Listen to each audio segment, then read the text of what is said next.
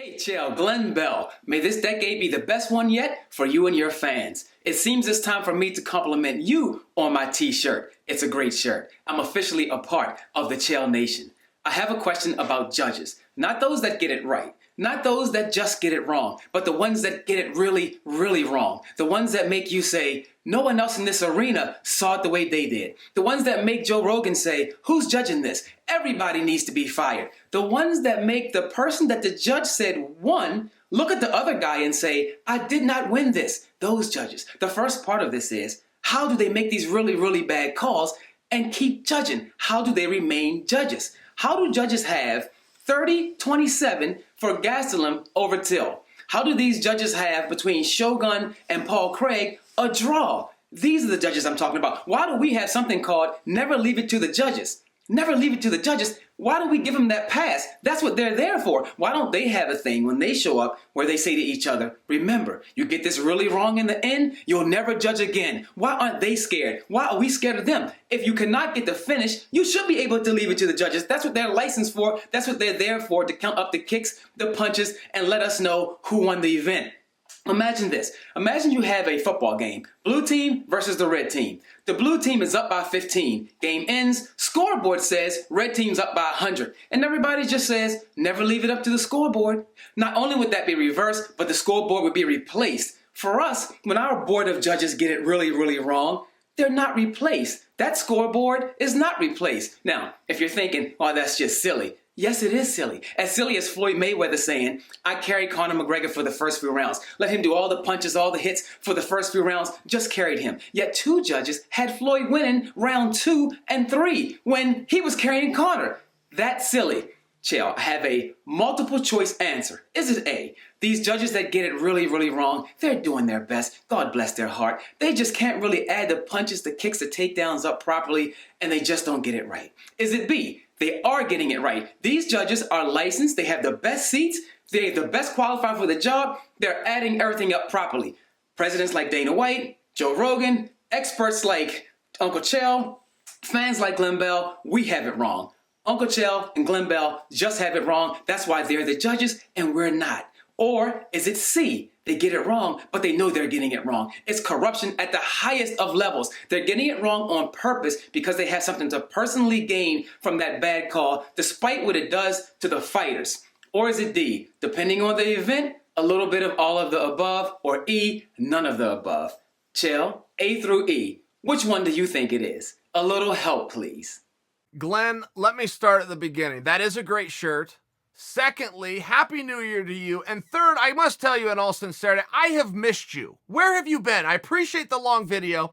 I cannot remember all of the multiple choice A through D there.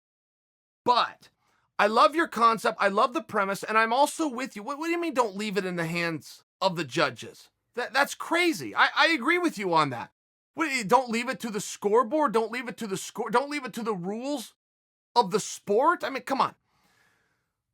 Okay, let's try to unpack this a little bit. I truly do not believe, I have no evidence to support this, but come on, I've been in the business since 1993.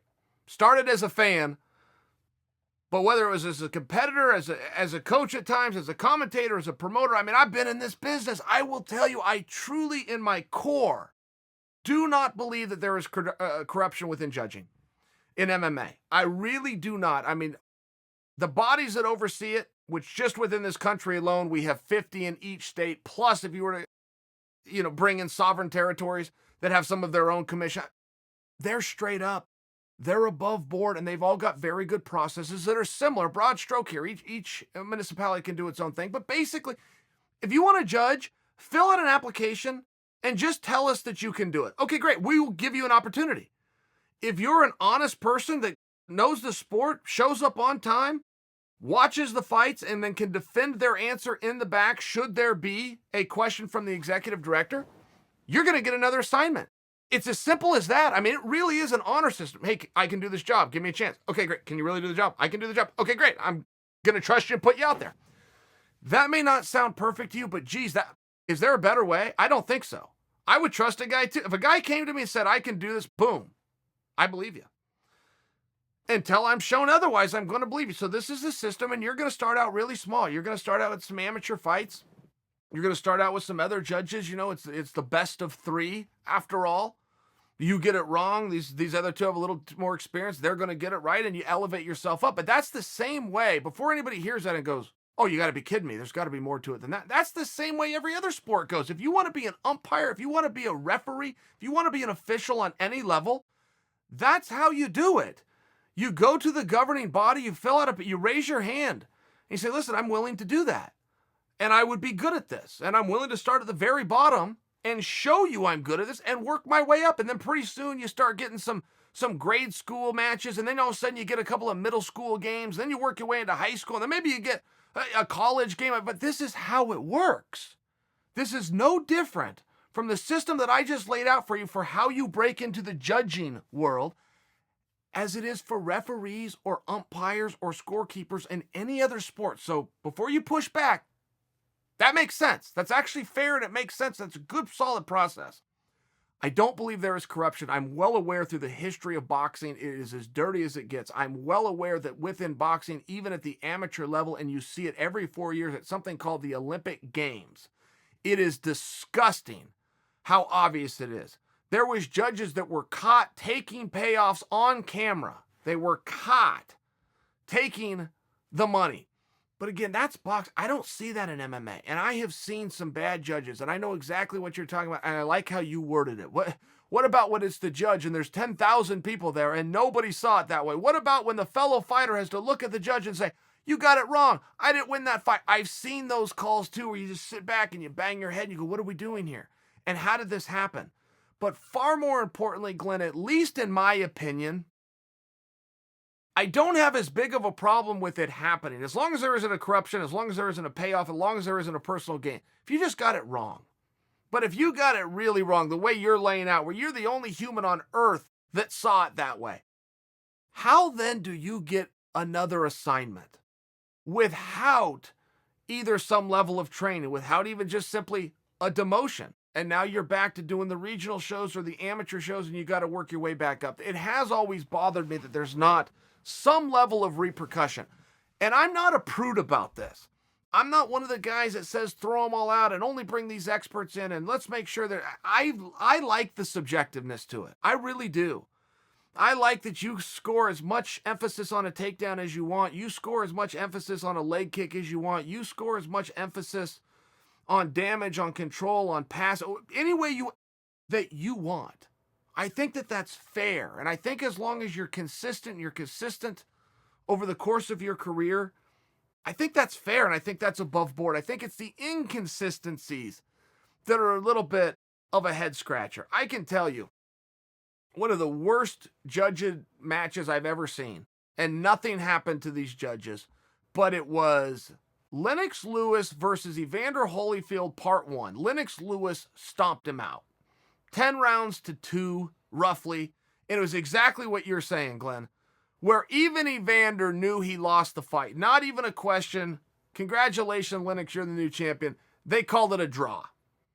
I mean, it was just this insanity to the highest of levels where it was tough for Evander to even play along with it being a draw. And quickly out of sportsmanship, gave Lennox a rematch, went 12 more rounds, got beat up for 12 more rounds, but to make sure that it was right because he respected the sport more than he was worried about his own career and holding on to a title that he knew he didn't rightfully own. Very honorable. Evander Holyfield deserves a lot of credit, not only for that, but through really great boxer. You will see things in this sport, though, that are just flat head scratchers, and you do have human error. And whenever you're working with a human who is willing to be wrong, it's almost a full pass. I mean, Mark Goddard is one of these referees, by example, and I only bring his name up because he wants to be a great referee, and I just respect the hell out of that. There is never a night or a time or an assignment, and this guy gets the biggest assignments in all organizations all over the world. There is never a night where he is content with his performance. He goes back and he studies it. He makes phone calls. He brings in other experts. And then he is willing to be wrong. He truly wants to be the greatest official in the world. I just think that I think he deserves the shout out here, which is why I'm giving it to him, but there's also something very cool about that. And the same thing goes with judges. If a judge is willing to look at it and go, gee, I don't know how I saw that, or I had a different angle, or I didn't realize that some of those elbows were doing the damage. They had, their backs were to me. I think we're open to hearing those things. But when they're absolutely never wrong, it's tough. Some of it's tough, and they reassign them like it was nothing. I mean, we saw this in McGregor versus Mayweather. I sat and watched that fight shoulder to shoulder with Teddy Atlas. Now, Teddy Atlas is the most respected opinion in boxing. He is the most respected voice. He has lost jobs for speaking the truth and not putting a fight over or a promoter over or covering anybody. He calls it the way it happened, period. He's known for this. I watched it shoulder to shoulder with him. He had 4 rounds to McGregor. He was sweating bullets. He was saying, Chael, everything I've ever believed in and dedicated my life to all goes up in smoke tonight if this guy who's never done it before takes out the best we've ever had. And I'm worried. I'm worried about it. He still gave 4 rounds to McGregor. There was 9 seconds left in the first period before Floyd took a fist and moved it in a forward direction. Floyd burned the first round. He was uncomfortable in there. He was in a street fight. He was feeling it out. He went to strategy B, which is let this guy burn up some energy. He doesn't know the round. Floyd openly would tell you, not only did I lose the first round, I threw it away. I tried to lose the first round. All 3 judges gave the round to Floyd. That is insane to the highest of level. One of those 3 judges gave one of those 9 completed rounds to Conor. That was a screw job setup to the highest of levels that never went through because it didn't go to a decision, and absolutely nothing was done. Nothing. Nobody even cried foul, except me. Nobody had any problem with it, except for me. Many people came and said, Chael, you don't know what you're saying. Excuse me, I do know what I'm seeing. Conor won 4 rounds. I know exactly what I'm seeing. And in addition to that, I happen to be sitting with the most respected mind that the sport of boxing can offer you, and he gave 4 rounds to McGregor. They'd only completed 9 rounds. That means he only gave 5 to Floyd. Now, I understand there was 3 still to be scored. You could have a lopsided fight, but to make believe that Conor wasn't winning rounds when Floyd himself tells you, I threw the first one away. And every single judge made it 10-9 and gave it to Floyd. That's corrupt, and that's dirty, and it's filthy, and nothing was done. And if you have an executive director of a commission where that's happening, and they think they're showing loyalty to their staff by backing those insane claims, they think that's showing loyalty. These are my people, I'm going to back my people. I get that, man. That's very honorable in some walks of life, but not in this one. Because you're talking about gaming.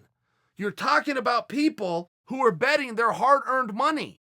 You can have any opinion of a gambler that you want. That's legal. It's part of sport. It's part of that sport. It's part of the state that exists due to one city built in a desert. I mean, it's pretty important that we call this straight.